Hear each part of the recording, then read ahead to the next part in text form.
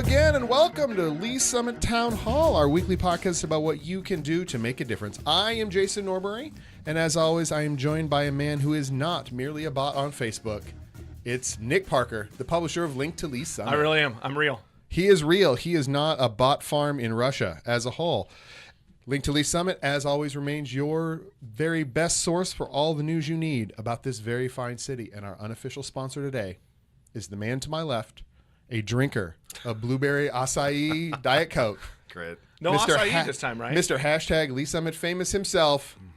It's John Bedoin. Yeah, there's the acai. John Bedoin. I brought two today because I have a fefeeling this is a double Diet Coke discussion. This may be, actually, it may be a triple whiskey discussion when we're done with this whole process. We're not supposed to talk about that, are we? Well, look, I think anybody following some of the major news in this community in the last couple of weeks may feel like it's a triple whiskey thing. Probably. Yeah, so There's a few people at Stansbury that might need a few whiskeys.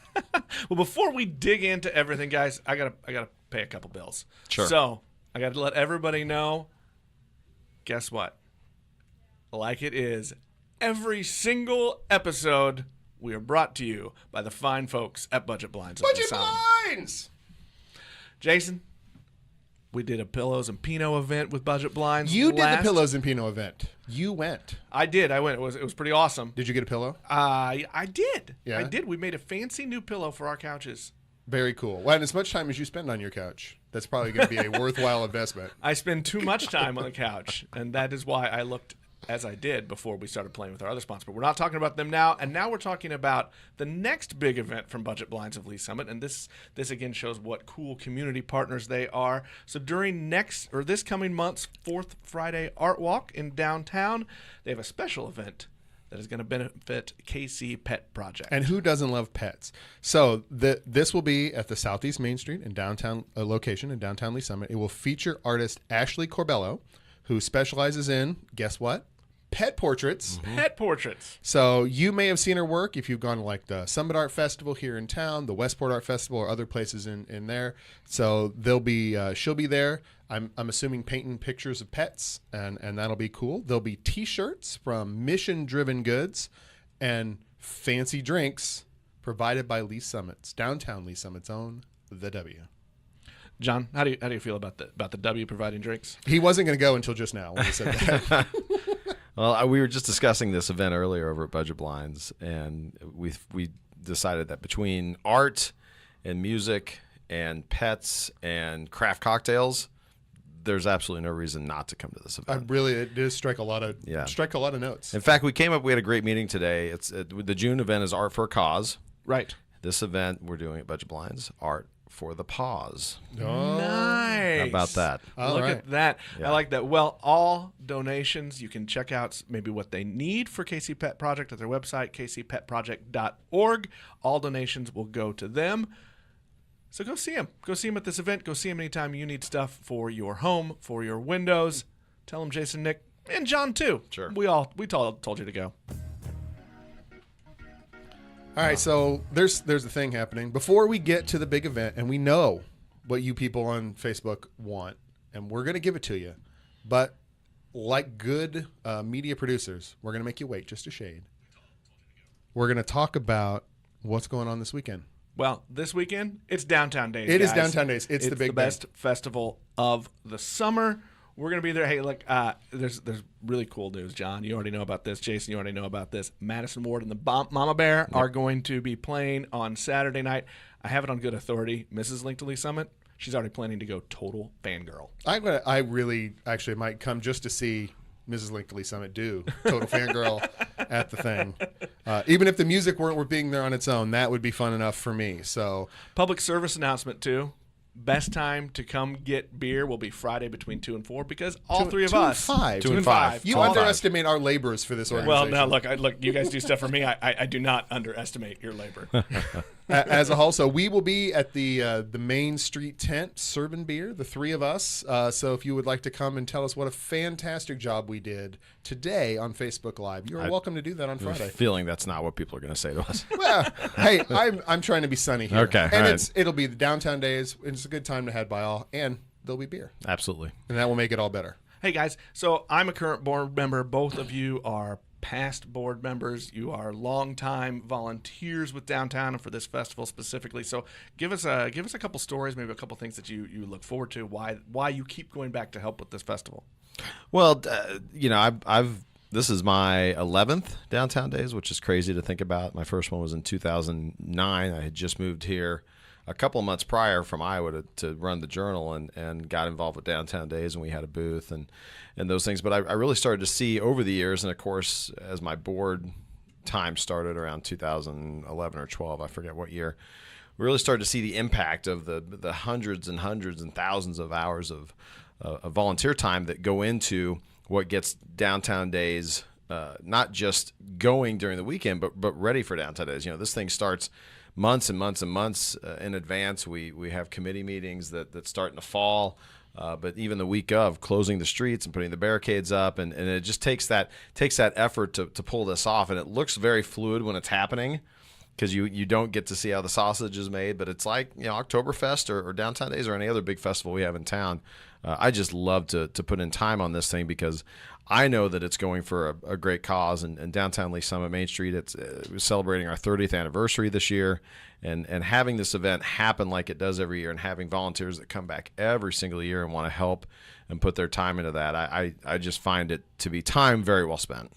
Well, I'm gonna tell you, I started chalking the streets today for where the vendors are going to go. So we are in action. Everything is happening already right now. And I know that the parking will start being shut down and already has in some places, but will continue tonight to be locked down more and more and more as we go through that whole thing.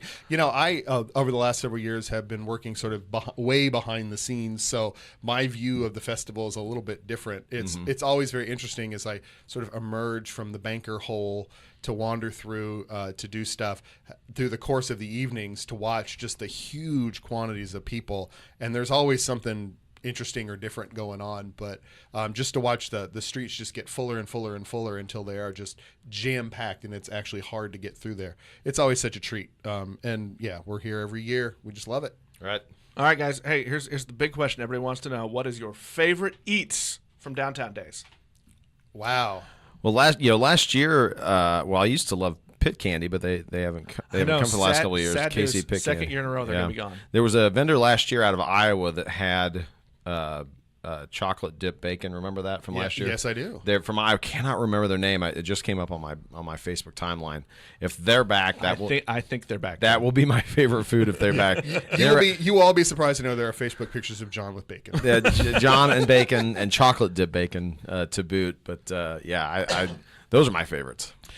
Yeah, I have a long-standing habit of eating the Greek tent, eating food from the Greek tent every year. Sure, yeah. And then the family, although it will be interesting this year with one of my kids not here at all, but how much funnel cake time we do. But the funnel cake is one of the things that the kids always demand when they come down for Downtown Days. All right, well, we are going to now dig into the real part of the show. Now that we've talked about our gluttony and our love of festivals and all that stuff, let's dig into some things. First, I want to start off with a reminder, because, Jason, we like to get into the minutia and the boring things. There's an election coming up. In August, there will be an election. Second reading came from City Council a couple weeks ago, so we are going to be voting on a bond issue. I'm going to run through this really quickly. A bond issue in the amount of $19,475,000. This is for a replacement station for Fire Station number 4, which is Woods Chapel. Fire Station number 5, which is replacing the current Raintree Fire Station. It's for police in-car and body camera systems. There's going to be some renovations for the police department and the court building, and then some network infrastructure stuff and city curb things. So this is pretty much all public safety things. Right. So this is what we're talking about. It's a lot of money, but Jason, you talked about this before, and I kind of want you to give a review. This is also kind of a standard thing. Right, and one of the things that was in the commentary and the discussion leading up to it is that we actually have, in order to maintain the bond ratios and the ratings that we have, the city actually needs to continue to issue bonds on a regular basis to maintain that balance or a balance that to get that going. So this is, I mean, that much a part of the routine of what have you. It's a little bit different, and I know, John, you've mentioned this to me off air. It's a little bit different in the way that it's been run up to, because it's way more, I think we'll call it council driven than it is public driven. Have we had a lot of discussion about this bond issue and why we're going to put it out and what we're going to bond for, like we have in the past? No, we've passed bond issues before for police stations and for Orchard Street and for the performance space and for Legacy Park, for the amphitheater, and usually it comes with a lot of discussion. Is some of that maybe because these aren't sexy projects? I mean, these aren't. No. I mean, Orchard wasn't a sexy project, but that's true. Yeah, but no. Yeah, I think this is very much a nod to this is exactly what Mayor Bill Baird promised he would do. He had very public support from the fire and police unions. Public safety became what we didn't know at the time, but became very much an issue. Whether it was response times for the fire department or how much are our police making, how much are our firefighters making, are the stations in disrepair, things like that. All those became huge election issues not that long ago, 14, 15 months ago. And now we're seeing some of the fruits of, I think, a little bit of that, which is we're going to put a bond issue that public safety sells. No one will publicly oppose this.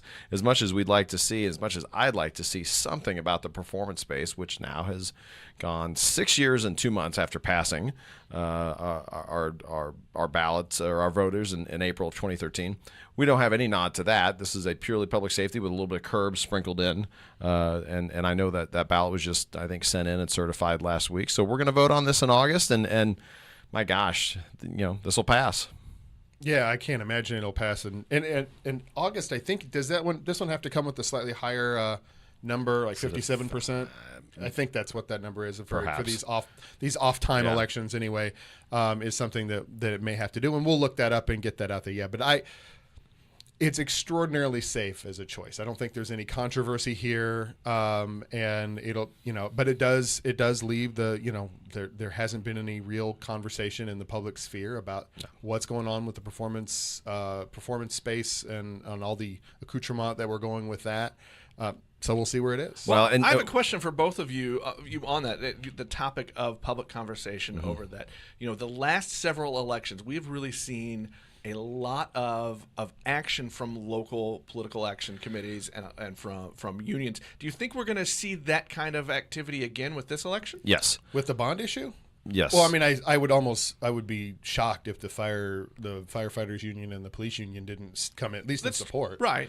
Friends of Lee Summit will gear up for this, and this is a good time to give a nod, as we should always, to our good friend Gene Gamber, who over the years helped pass got behind so many bond issues, put in his own personal money to make sure that these no tax issues passed in Lee Summit. Gene and the people that built Friends of Lee Summit did that out of love for this community. And Gene, if you remember, wasn't originally even from Lee Summit, but moved here many, many years ago and helped drive these bond issues. And now Friends has been passed on. You've got good people in the community like Kent Kirby and Terry Trafton who have taken the torch of Friends of Lee Summit. They will reboot probably for June and July to help get this passed. The city can't put anything out that says vote for it. So that's where Friends and other groups step in and say, okay, we're going to take the mantle and we're going to push this forward. You'll see Friends gear up over the next. They don't have much time. I mean, there's 8 weeks till the election, really. Right. Right. But I don't think they're pushing something real heavy uphill either. No. No, I think it's interesting to note that these groups have started playing bigger and bigger roles in our local elections, and I wonder what you guys thought would happen here. With this and it'll be interesting to see if the unions take a public stance and if Foundations for Our Future comes forward with anything as well. I don't know if they're just what do we call those elections for people. Versus issues, but we'll see how they go forward. I think they're just elections for people. Fair enough. Well, you would literally. Well, I might know a little bit about that. All right. Well, I'm going to stay on election topic for just a little bit, and I know this is really really early, guys. By the way, but it's stupid early. It is early, but there are already people making announcements. The next city council election coming up, we've got two people that will be termed out. We have two people who have already announced they're going to run. Hillary Shields has announced she's going to be running in District 1. For the vacant for seat. the vacant seat from Rob Binney, who will be termed out, and Fred DeMauro in District 4 has announced that he will be running for And he when we say announce, I don't know if these have been official announcements. Probably but not we a- should probably clarify that. Hillary Shields has made an official. Fred told me. Yes. I asked very directly when I saw him not that long ago, and he said yes. Hillary is fundraising Yes. already and has filed obviously an intent with the MEC, has filed her committee, and that's usually a great place for any of us to start with when you hear a name, you just go find their committee, see if they're running, and you know Hillary I think is this is a nod to her wanting to stay connected to the political scene, and she wants to do it from a local standpoint now. She lives in District 1, and District 1 I think of all the ones that are coming open, that's going to be a wide open race. We've had a hard time in some regards finding lots of good candidates to run in several districts. You know, we've seen for many years 4 go unopposed. Thank you. I'm here Jeez. for Well, you I to think learn. that's a good one. 4 and 1 and 3. I mean, we've seen people running unopposed in all of our districts, and I think 1 is particularly tough. I think that's a good point to bring up because, you know, after the recall a few years ago, we saw what 7, 8 people applied to come in and take. So are we gonna see that many people come out again as a seat is I would up for say re-election? no, because it's way harder to run for election than it is to run for a appointment. Right. So, but as a whole, but it'll be interesting. I mean, the other 2 districts that are up, Councilmember Edson in the 3rd and Councilmember Faith in the 2nd, have not yet announced their intentions. So we don't know what they're up to. You hear rumblings in both directions, actually, but we'll until somebody says something for official, we won't know that. But that one's out there, and we'll see if they get opponents, even if they do run. And this cycle starts earlier and earlier. Randy Rhodes did this back in 2010. He fired the shot across the bow, put it out weeks or if not a month before Mayor Messerly announced her intent to run for what would have been her 5th term at the time, and that caused quite a stir when Randy put that out as a sitting council member, and somebody that I believe was on the planning commission prior to that. But these cycles in Lee Summit start earlier and earlier and earlier. It seems some of that may have been media driven.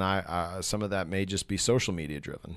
And there's some advantage to being a first mover in there. If you build up support or luck in, you lock out certain other people from coming in if you can line things up in advance. Well, and I would submit also that 10 years ago you needed a couple of grand to get elected to city council, at least, not school board, although now school board is raising a lot of money too, but in city council you need a couple of grand. Now I'd say you need 10 or better. Well, I mean, what we saw, 75, 80,000 poured into the various races last time. So yeah, that 10 to 20 grand a race is not unheard of. Which it seems a little crazy to me for a local election, Sure. but that's how the game is played now, and I don't think I don't know that there's a right or wrong there. Well, and these elections are because turnout is 15%, because they are name recognition.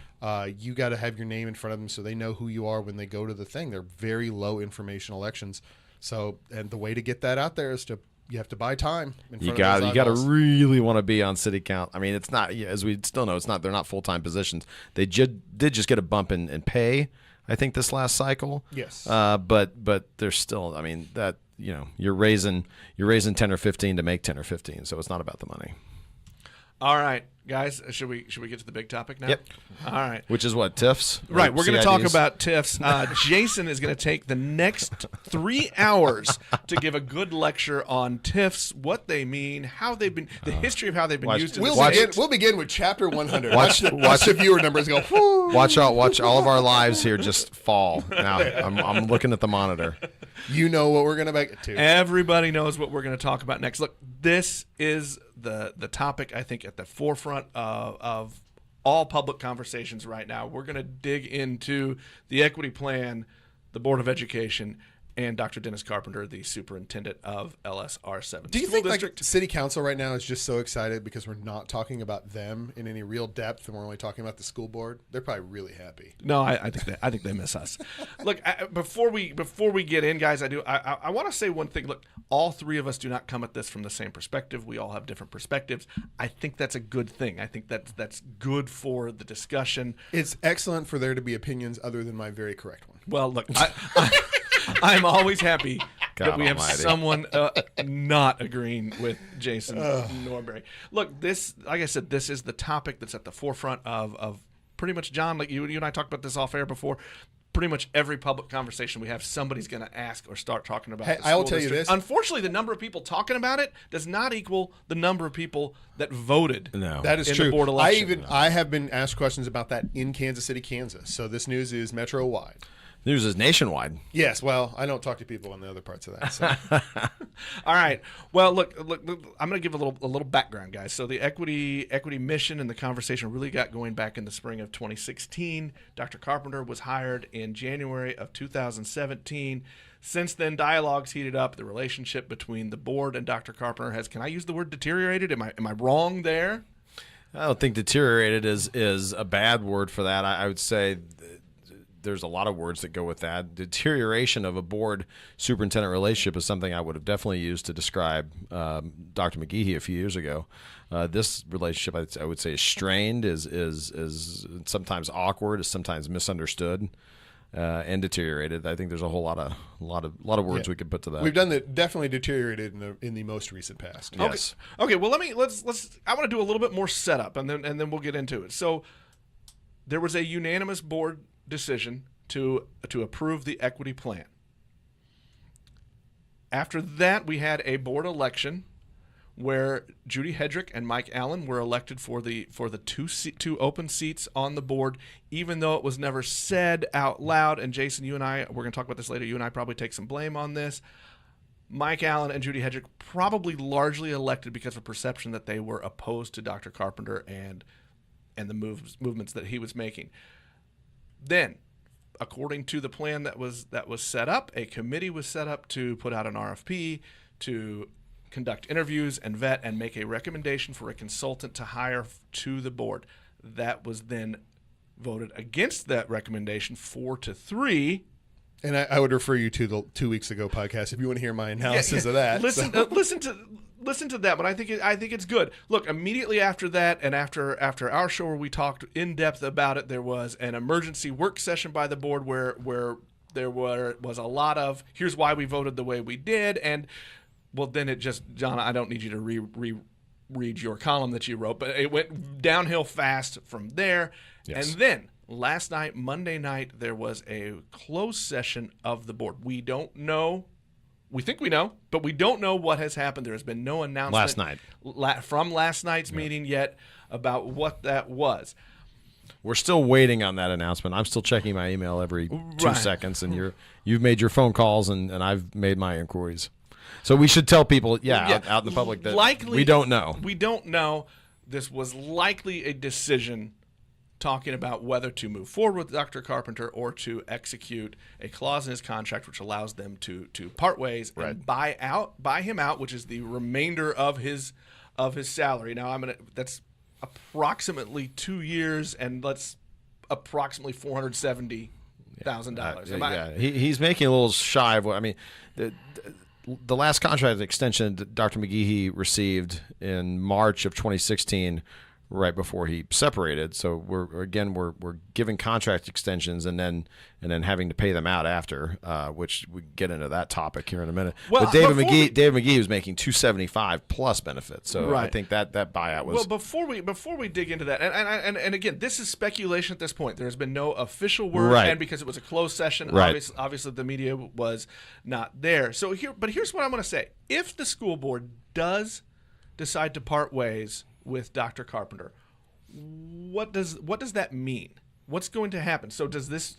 What happens with the equity plan and the conversations around that? Is that the end? Oh boy. I think you got our feeling. This is a catastrophic failure of leadership, and probably I don't disagree, but that's good. On multiple fronts.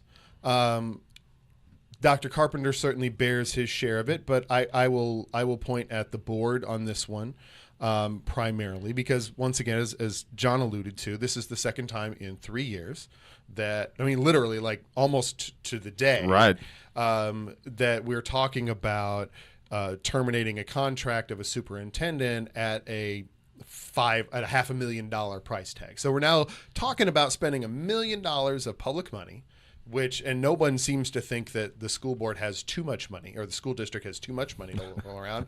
Or about $1 million of the school board of the district's money to manage these processes, and that's a terrible failure, and that spans essentially 3 different boards for all intents and purposes. The board that fired, or that basically we had the deterioration with McGahee, the board that fired McGahee and then hired Dr. Carpenter, and now this newish board, or this new composition of a board that is looking at terminating Dr. Carpenter. We've had these boards roll off, and we've had a lot of people in 15, 16, and 17 that were on the board have opted not to run again.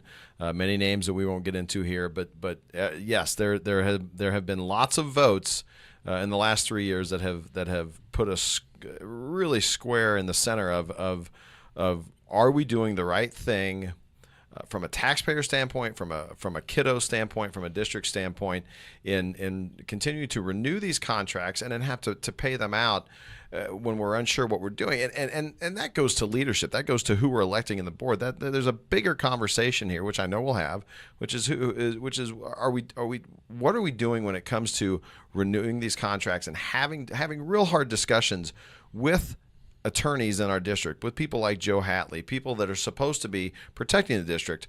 By the way, we have issues where we have to look at lawsuits, we have to look at payouts, we have to look at optics, we have to look at, there are so many factors that go into, and we don't know what they did last night. If they bought his contract out, if they told him, hey, you're going to work your last 2 years, if they bought it out, for how much, and if so, you go back and you go, why give the 1-year renewal? Just literally weeks ago, why give the 1-year renewal if this is where this is going to go? But because the board looks different now than it did in late March. That's it. Just those 2 simple seats switch the balance on the board. I'm gonna a couple things to note out. Now, it was in his contract that by a certain point they had to tell him whether or not they wanted to. That was last fall. To extend. And so I think it's important to note that part of that oftentimes is in a contract that you have to know ahead of time whether or not they're going to negotiate an extension with you. So let's do that, and then let's talk some about optics, because this is a lot of this, Jason, we brought this up on our last show 2 weeks ago. A lot of this conversation is really about image, how we perceive ourselves, how we think others are going to perceive us. So I want to ask this question again with the lens of, if the board has decided to part ways with Dr. Carpenter, how does this look from outside Lee Summit for our district? All right. So if you are not a person who pays monthly or regular attention to that, here's what I would say it kind of looks like, and the feedback I've gotten from outside the Lee Summit part of our community is what they saw is a conversation about a consultant go sideways, the president of the school board saying some just terrible and racist things from the dais. And then, and this is what, the follow through with this is they're going to follow up by that by writing a $500,000 check to fire the black guy. That's terrible optics. And as you noted, it made national news. New York Times picked it up. Washington Post picked it up. People communicated to me from other parts of the country. If you want to look at it from the outside, and very clearly this board is concerned about their image, that's a terrible, terrible look. All right, I will point out that you said we're going to pay some money to buy the black superintendent. Also asked to be bought out. So let's and I will say this. While we're talking about optics, let's remember that not only did he make that request, this same superintendent also, during that same meeting, spoke to his board in ways that a superintendent should never speak to a board, was openly insubordinate to his board, and also wanted to squash a literacy plan, a $600,000 plus literacy plan, because he didn't get his way with the equity plan. That is not leadership. We can't go there. And so these are the optics that are getting out. This whole thing has unraveled from the top of the mountain into this snowball that is not even a snowball. This thing is like a volcano. We can't get ahead of the message in this district, and here I am saying it again. We can't get ahead of this message. I want to pop in. I asked this question of Jason 2 weeks ago on our last episode, and Dr. Carpenter, like you just said, he did during that meeting say, if you don't trust me, buy me up. That is a clause in his contract. It's already there, and I think everyone at some point has the right to say, hey, look, if you don't trust me to do what you hired me to do, sure, let's part ways. My question is this, and I asked Jason this the last time, was that the right place to make that statement? No, absolutely not. The second you said that, I'm thinking, why isn't this done behind closed doors? We're doing this in front of the media for that reason. We are this is almost like the high school play that won't go away. We're doing all these things out in front so it will grab the headlines. If Dr. Carpenter wants to be let out of his contract, you go back into the room, you call a closed session for legal matters, and you talk about that there.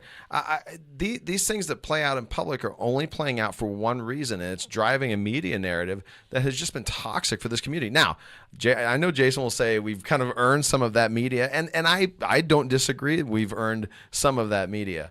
But man, there is an inordinate imbalance right now, if I can use those two words together, an inordinate imbalance of media that's being driven by just a few people. And meanwhile, we're behind the message again. We're instead of being ahead of where we want to be with the superintendent, what does his tenure look like 2 years in? What's some real discussion with an equity plan? Instead of building consensus and trying to find something that's going to work for everybody, we've landed at that. We've landed where the superintendent is openly bickering with school board members at a public meeting, asking for his contract to be bought out.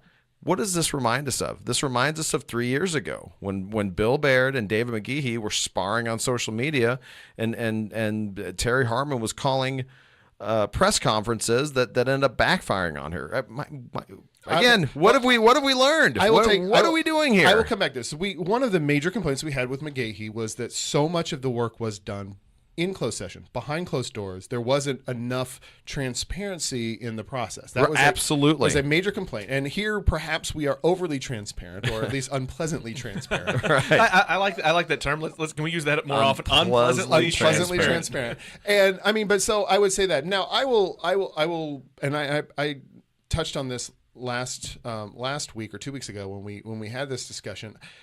I think that there's a certain point at which, and I think there's certainly a fair case to be made. And the way that Dr. Carpenter delivered it was perhaps more heated than it should have been. But I think the point he was making, and the point that was made, is at the point at which that you, the board, refused to hire this consultant to do this work that I consider so core to literally in my Twitter handle and all that bit, that this is the point at which we have to have the fundamental conversation. So I think there's two parts here that we have to separate a little bit.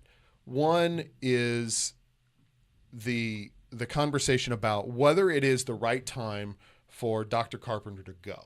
Right. And that's does the board direction and the superintendent direction diverge enough that they just can't work together? That's one question. And then the secondary question is, are we really addressing the problems at hand? And I know that we have some different takes on that, but so there's that. And so I certainly understand the narrative, and I think that people got, heated, or Dr. Carpenter got heated, although I don't think, there's any excuse. And once again, we've still seen no consequence to what Julie Doan said from the dais. Are we live? Okay. I know we're having some technical difficulties. I will push back on that. You don't think we've seen any consequence of what Julie Doan said? What has she lost? What has happened to her? What? Okay. She issued an apology. She's changed no behavior. And the closest thing we've seen to an apology is some unsourced rumor mongering in other publications around this area that maybe she'll lose a board seat on another nonprofit. That's going to be up to that. It's unfortunate that nonprofit, which you're referring to, Lee's Summit Cares, it's unfortunate that nonprofit has been drug into this. Now, the consequence of what she said is that people start to put her under the lens for her other pieces that she does in the city. Yes, because of what she said on school board, you start to look at other areas that she's involved and say, okay, is she giving her best to this organization? Is she really representing this organization? I don't know that all those things are fair. I think it's a way too deep of a dive into her personally, but at the same time, words have consequences. Elections have consequences, as you and I both talked about. And the consequence of this election was that Mike and Judy were elected by a overwhelming margin. The consequence of her words could be that she's only president for 1 year or less, and we don't know what's happening behind closed doors with the board. We have no idea what kind of discussions are going on right now about, guys, do we need to make a move? Do we need to change? Do we need to reevaluate our officer structure? And the next consequence could be at election time. What kind of memory will the voters have when it comes time for somebody to run again if they decide to run again? What kind of memory will the voters have for board members that have exhibited other unsavory attributions, that have said things out of line, that have done things out of line, like perhaps, apply for jobs that they shouldn't have? What are those consequences? All those things have consequences come election time. And I would say the community has paid a little bit of price. Now, you're asking if Julie has paid enough price, and that's a question I can't answer, and I don't know that any of us can answer.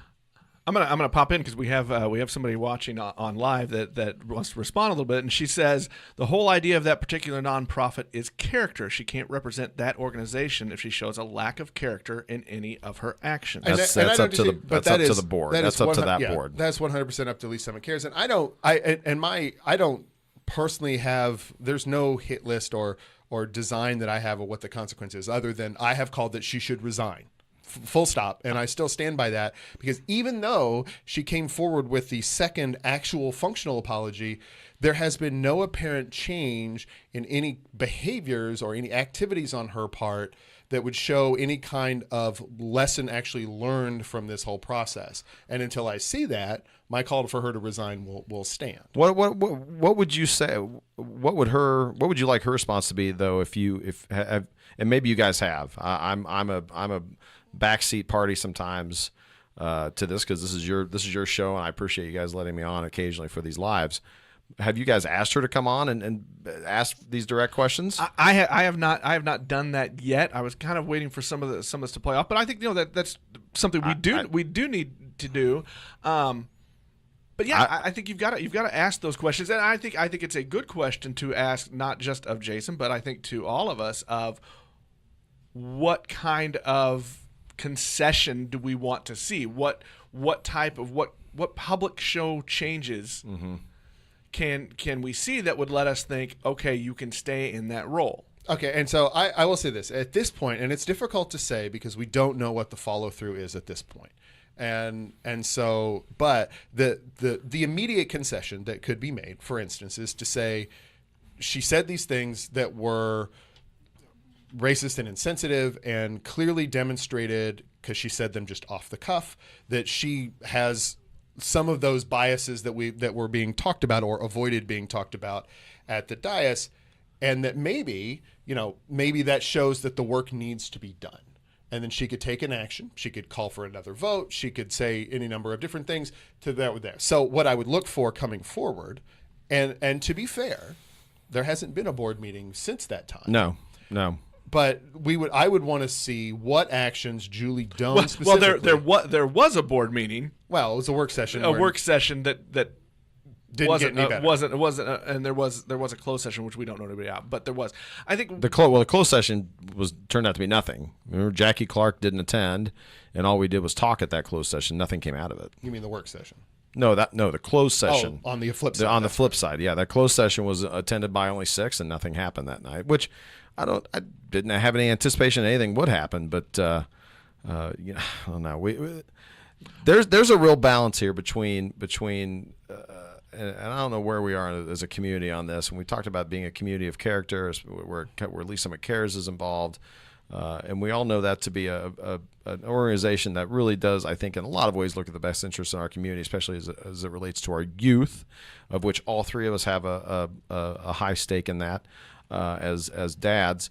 But boy, there's a balance here that I don't know if we're striking between showing grace to public officials and holding public officials accountable. Where is that line?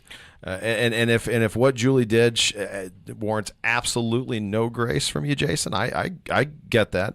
I can respect that opinion. I don't agree with it, but I also can see where, I don't know. These things all strike larger conversations that I think we have to have. But these elected officials have to be willing to talk about it, and they have to show some contrition when something happens that really is against. And to her credit, I mean, the first attempt at an apology was ham-fisted and poor, and the second, clearly she went and did some research on what constitutes a real thorough apology in this day and age, and she kind of hit it point by point.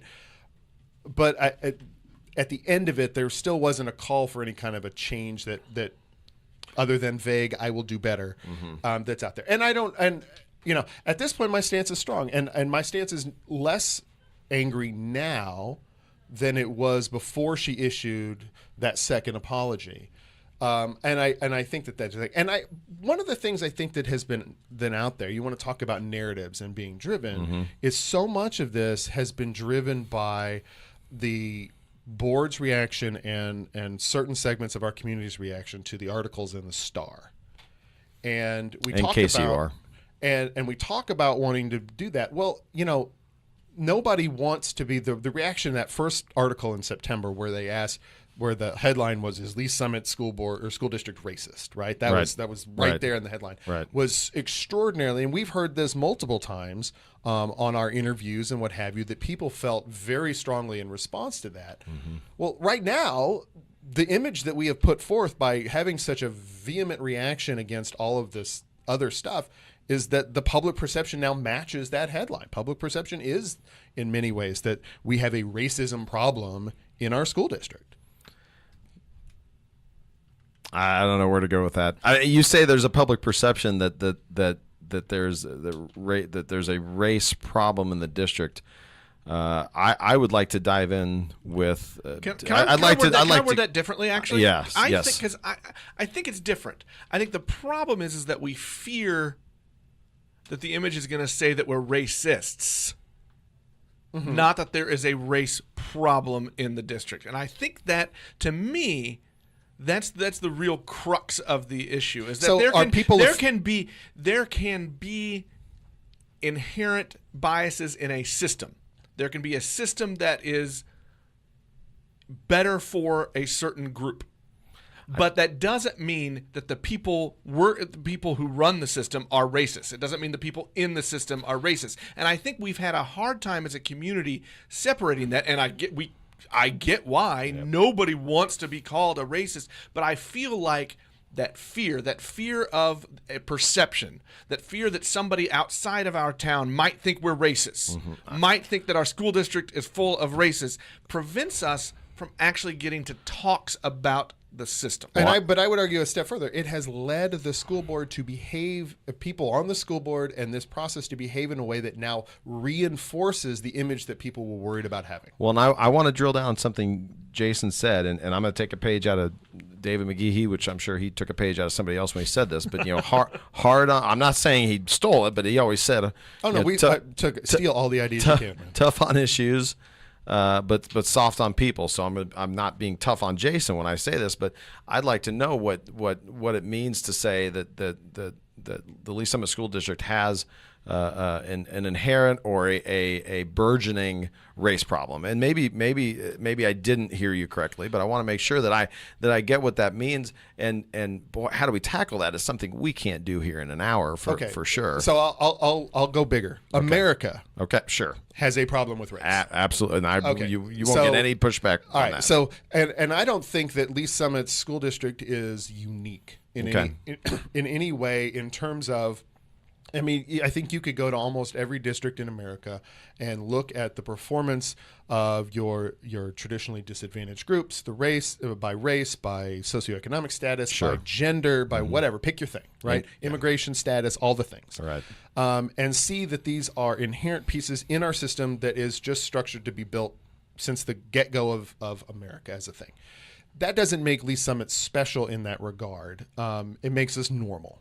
Okay. Right. And that but the issue is not so much that whether it's I don't find and you know, honestly, in my conversations with people who experience racism directly, they don't find that the city is in general worse or better than any other place as a whole. But the unwillingness to tackle it was the initial, it's the reaction to the process that I think is the real core of the problem. I don't think Lee Summit, I think now we have built this structure, we have gone through this fumbling awful process Right. that has led the community to view this, you know, the outward world, and honestly within the world, to view us more critically on that front Right. than we may have otherwise. And that's, to me, this superintendent level from that. Because that is essentially the first time that they just went, no, we are not doing this work that's important to you. But that's a direct pushback to him. That right? That no vote is the board telling Dr. Carpenter, we're your boss. We're going to make this decision. Right, and which is fine. And so once again, separating out the fallout, I mean, in terms of just hiring and firing. Right. But that was a known decision. And then that knows that we're talking about, you know, I think that there are ways you want to talk about managing the message and getting ahead of the message. Right. You know, from if you want to be really cynical about it, they could have spent $97,000, gone through the year of equity training, Right. with no obligation to go through any further, and do the year, ditched it. declared victory, Yeah. and go focus on the other things that are out there. Right. Maybe Carpenter sees whatever's going, the writing on the wall, and goes. Right. They chose to not spend $100,000 so that they could go through a public relations nightmare and spend $500,000. Where have we seen this movie before? Right. It just happened 3 years ago, and God, it's hard for me to say that. It's not we. Many people didn't learn a thing from that. We didn't get our takeaway from McGehee. We didn't figure that out. And now you're right. Here we are back again doing this.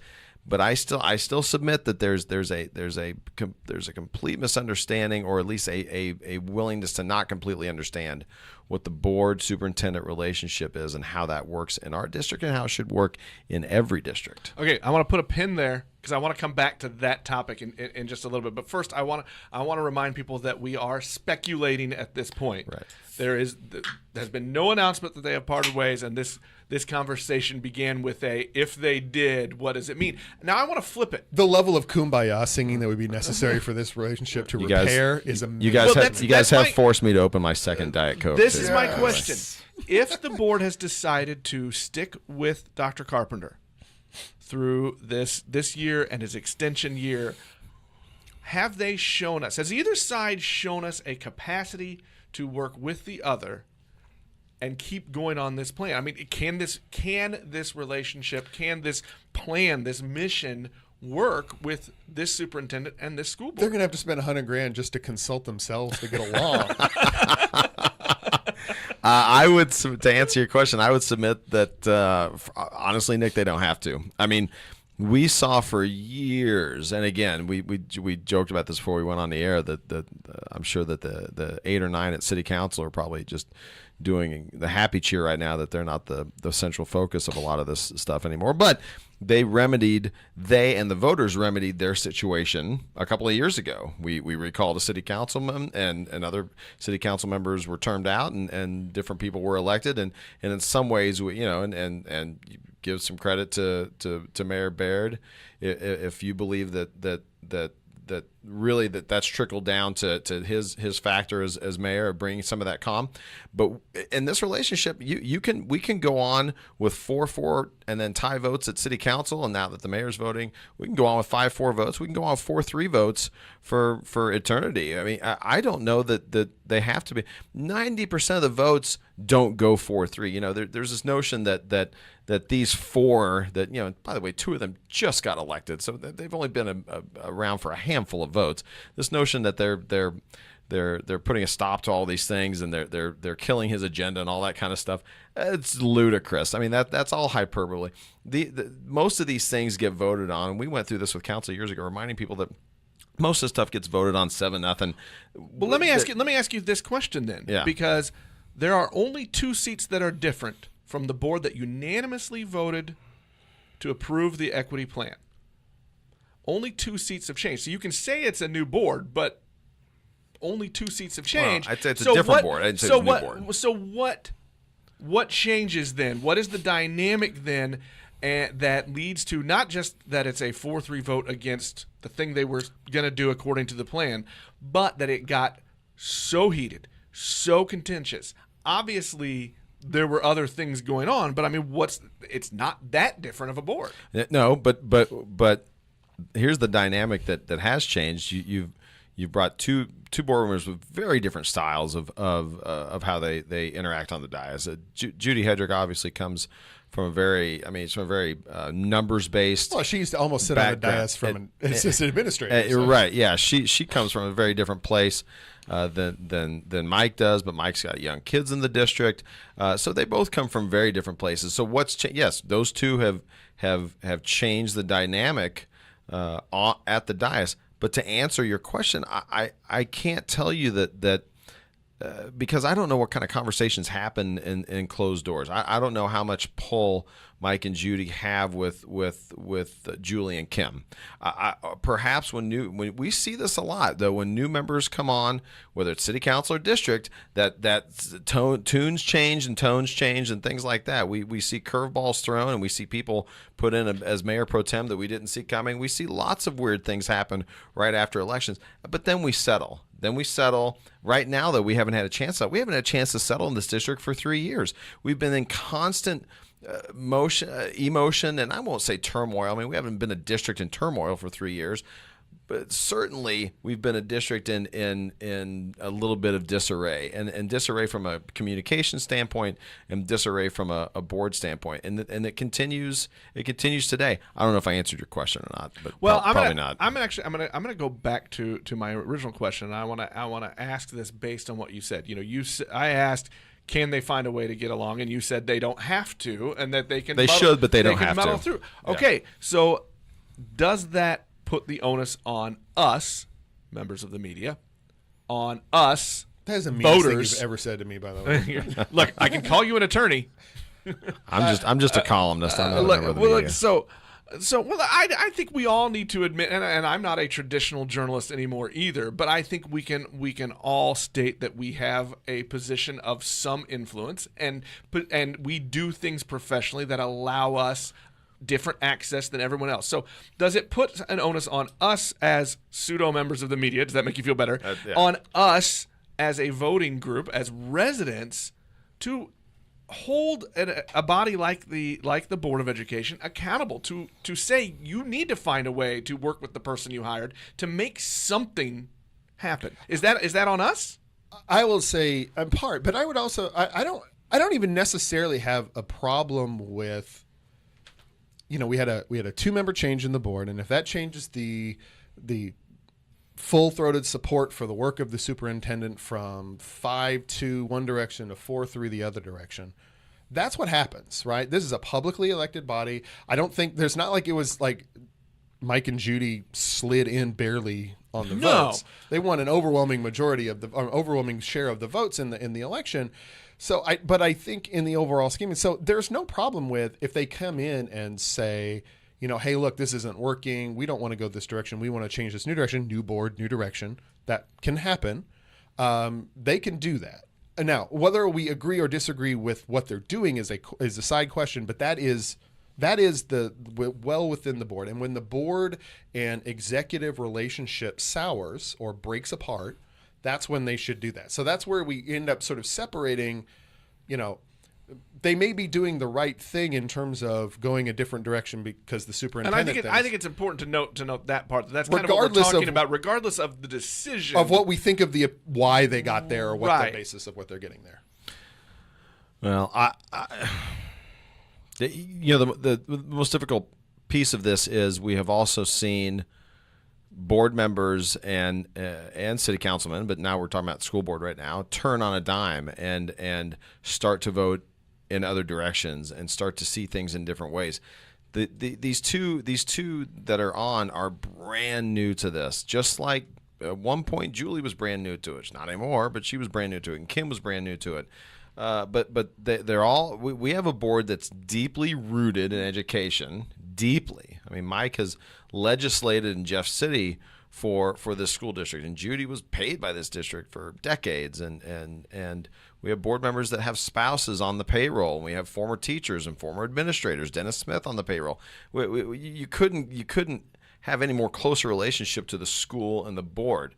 So I think we have to ask ourselves at our core, do these 7 really care and are really doing what's best for the kids? I want to say yes every time. I don't know that district as a whole right now that we could all look ourselves in the face and say this is exactly what we need to be doing as a district, because there are so many other things going on right now. CFMP is meeting again, and we're talking about 6th grade and moving, and will there be a bond issue, and are we going to talk about year-round schooling? We're not talking about any of that. Well, no, that's what I'm saying, but we're not. But we've got year-round schooling and early childhood education, and so many other topics that are getting zero attention right now because of this. And some people love this drama. Some people thrive on this drama, but it really gets very little done. But I would remind everyone here, and both of you know this, and the listeners too, that we could go to the next meeting and have one or more board members voting in a completely different way. We saw that with this last board. We saw a board member, I won't say switching allegiances, but switching votes. And what we think about what the vote's going to be when we go in, I want to believe that all 7 are taking each vote at their merit. I want to pop in and ask this: how much is being lost? You just brought up a lot of other topics. How much is being lost because we're talking about this one thing? And again, we're talking about this one thing because we're all worried about the image. Yeah, and by the way, it's 5-4, and we still don't have any word from the district. I was stretching a little bit there, guys. I'll admit it. I'm stretching a little bit. We're gonna stay on the air until the district tells us what happens in closed session. Dead silence on Facebook Live. Checking our emails. So. But look, I mean, that's not a good thing that we're ignoring these other. Jason, the show we encourage every time we come on the air. People to be involved, to get in on discussions about things that are happening in our community. We're not talking about some of the other issues because we're so focused on this one thing. So what's getting lost? Well, a lot of things, including, I think, the work underneath what the conversation is about. I mean, every single person, we interviewed all the candidates, and both Hedrick and Allen both, noted the gap. The achievement gap, though, whether we want to focus just on that or not is its own thing. But they noted that this is a measure that's showing that these students aren't performing as well as the general population. We're not talking about how to fix that right now. We're talking about other things. And that's the root piece of the whole conversation that we've been having or not having. I mean, this whole kerfuffle was about hiring the consultants to bring in to work on improving the experience of those students and dealing with those sorts of things. And we're not having a conversation about that. And my fear in the overall scheme of things is that conversation is just going to get swept right under the rug as soon as whatever resolves with Dr. Carpenter and we move into the other things. And we end up not ever actually doing anything or having a real conversation at a fundamental level about what we can do to actually fix those problems at hand. Mm-hmm. Guys, I want to pause real quick because I need to do a little brag here. Nigel Woodbury just came on, and did he tell us we need to have a beer? He gave us some credit for the production value of this. So look, I got the Nigel seal of approval. There you go. So I feel good. Okay. Well, if only we had the Nigel voice to go with this podcast. Look, Look, John Jason, I learned long ago, set the bar low. Yeah, set it low, clear it, and then tell somebody the bar was high. Okay, I want to talk a little bit. It's not going to shock anybody that we're going to go long here. John, you brought this up a little bit about who are we electing, who are we looking at, right. knowing the role. Jason, you and I talked about this the other day. This last board election, we made a conscious decision in our interviews with the candidates not to ask their support or lack thereof for Dr. Carpenter and the things he was doing. Was that a miss on our part? I feel like maybe it was, that we should have done that, because I also feel like the two that were elected overwhelmingly was on a perception that they were opposed. I don't know if that's good or bad. I'm not saying that's good or bad. What I want to know is was that a miss? And John, you pay attention to what we do. You like to look at media and their role. Was that a miss on our part? Should we have done that so that voters had a better idea? Well, I guess there would be my take is I think so, but I think it's because to us, or is that just we're quarterbacking after the game? Well, I would say this is it might have changed conversation about the extension or what Dr. Carpenter wanted to do, or any number of possibilities would have come up if we asked that question, and of course, assuming that Mike Allen and Judy Hedrick would have said, I don't support the direction that the superintendent is taking, which we have no guarantee they would have said. Right. Are we asking the right questions? Are we properly vetting candidates? I think as media and as voters. We left that to the subtext of the election, and perhaps it should have been the text. And that question, really, I'm just using that as an example because I think I have a pretty broad question of are we doing the right job of vetting? I will say, from my perspective, I will say we've done, I think, as a community, a tremendous job in the last 10 years or more. No, probably 10 years of asking the right questions. I think the real issue is, are our candidates answering the questions that are put in front of them? And I would say sometimes they are, and a lot of times they're not.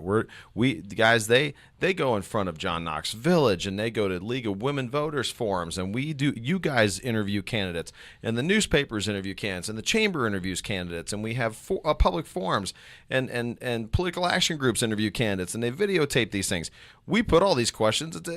I don't know that we always get something. I mean, how many times have we sat through a candidate interview and went, well, what'd you get out of that? I believe we responded that way at least once during too often. So I don't think I'm not. You guys know that I'm a media apologist. So I will say that this community, the media and those. I thank you for apologizing for me every day. Not an apologist. I'm a media defender. No, I'm going to stick with apologist. I'm a media defender, but I would submit that this community asks lots of. Betsy Cochran just came out this year and did one-on-one interviews with all the school board candidates. Can I give a pause and say that page that she has set up, the Jackson County Family Focused Voters, has been a fantastic addition to the local and regional elections. So good job, Betsy. And I like the post that's on there today. Everyone should go look at that. So, but I really believe that. Is it a picture of me? No, it's not. Dang it. No, it's about the county again. But I really believe that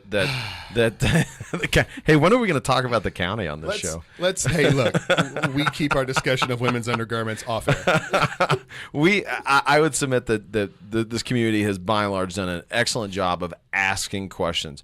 Are the candidates answering the questions? Well, that's true. And we noted that during the run-up that this was the most well-covered school board.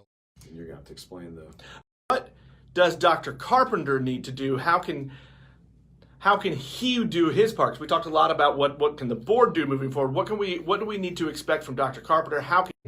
There's been lots of discussion around the community about how does that look in the current environment. Can we pass a bond issue? Is the trust there in the district? Do we have the trust of the district? Does the district have the trust of the taxpayers, of the citizens, of the parents and the families that attend our 7 schools? There's the 18,000 plus students and tens of thousands of stakeholders, tens of thousands. What does that look like? How does that bond issue look? And can that be sold? Can that really be sold from the Stansbury Leadership Center we talked about earlier about committees like Friends of Lee Summit and other PACs that help move bond issues forward. Will someone tackle that bond issue, or will we sit back and say, hey, I don't know that I believed everything that's come out of our district over the last couple of years, and here we are in more strife and more drama. Maybe I'll sit this one out. I think parents would like to see these type of things passed, but it's going to take a strong community group, whether he's here or not. I think it's going to take some selling to get something like that passed. I would not disagree. It may be actually harder to do, or maybe just as hard to do it if he stays, as if he goes. But I think that's the thing, is how do they? I think what's important here is that they're going to have to move forward in one form or another. Right. But I think it's going to be really important to not bury the stuff that we've been talking about that's led to where we are in just an effort to get the bond issue passed. Because I think that there's a lot of people who feel very strongly that we need to do that work. And if there's not an edge to that, I think that can backfire in much the same way you're talking about, is do we trust the school board to do this important work? Right. And if we can't trust them to do this important work, or we think they're not going to do it, do we entrust them with millions of dollars to build another building or another several buildings in the district? And that sounds very much like, what has Dr. Carpenter said a couple of times from the dais. If you don't trust me to spend $100,000, why do you trust me to do this? I find that to be a little disingenuous and not in the spirit or action on issue ball and run with it and try to get it passed. Yeah. If that's the direction we're going. We don't know. CFMP is starting their phase 2 work. We don't know what direction we're going to go. I mean, I think there's a fairly strong chance we're going to end up with some sort of a bond issue. Right. What that's going to be in it, we don't know. Right. And that's the good work of the fine folks at the CFMP. And I'm not just sucking up to people who are watching. I'm gonna ask one final question as we finish this up. We've had hard, difficult conversations through all of this. So whether the board decides to move forward with Dr. Carpenter or not, are we and the question of, does this conversation continue whether he's here or not? So my question is this: are we better for having had it? Are we done having it? Do we need to have more? Maybe with a different leader, maybe not. But are we better? Where do we stand? I don't think we're better right now. There's an opportunity. I mean, I used the phrase, catastrophic failure of leadership at the very beginning. There's an opportunity anytime you have a vacuum or a void in leadership. There's an opportunity for leaders to rise up, for leaders to step forward and do the things that are right. Obviously at this point, my opinion on whether the current board president is that leader has been out there, but that she has that opportunity as well.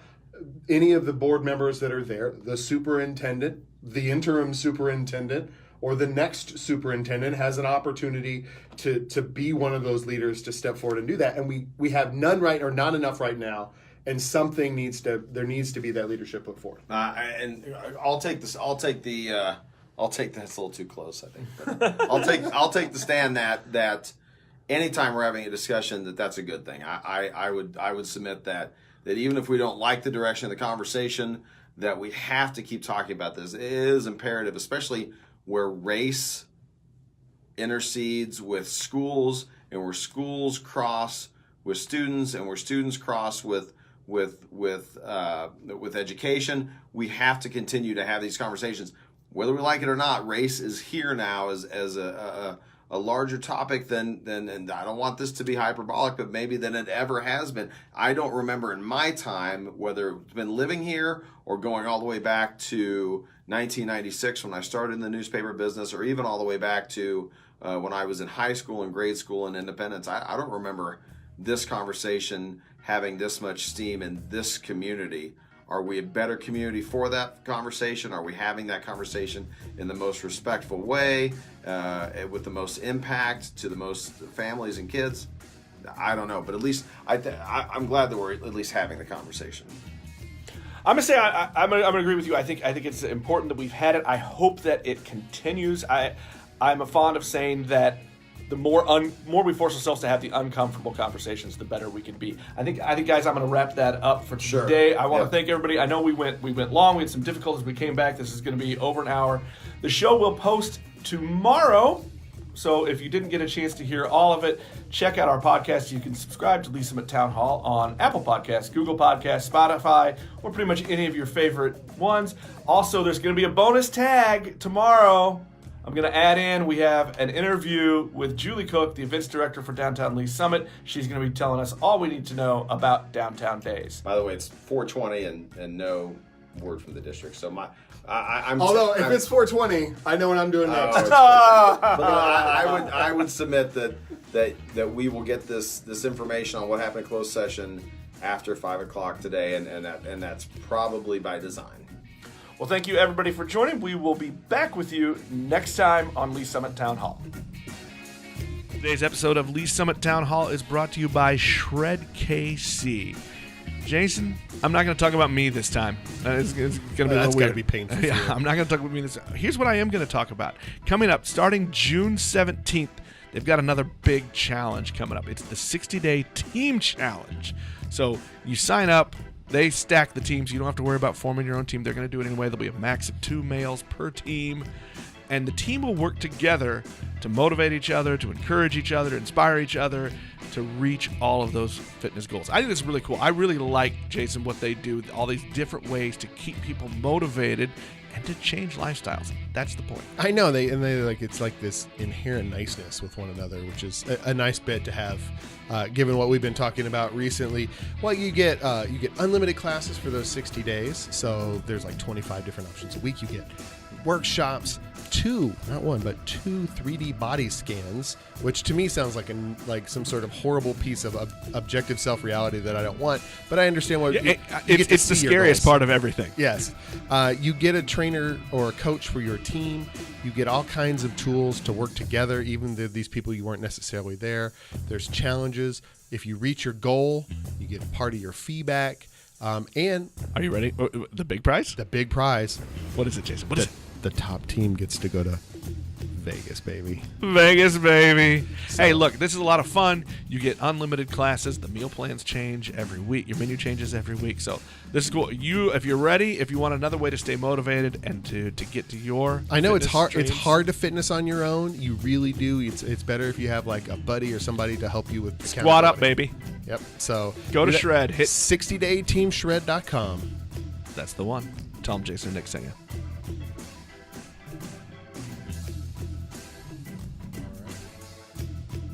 You have been listening to Lee Summit Town Hall, a Link to Lee Summit podcast with hosts Nick Parker and Jason Norberry. A proud member of the Fredcast Network, you can subscribe to this podcast on most of your favorite podcast apps and catch us every Monday, Wednesday, and Friday for all the news, analysis, and conversations on the Lee Summit community. Connect with us on Facebook at Link to Lee Summit or on Twitter at LS Town Hall.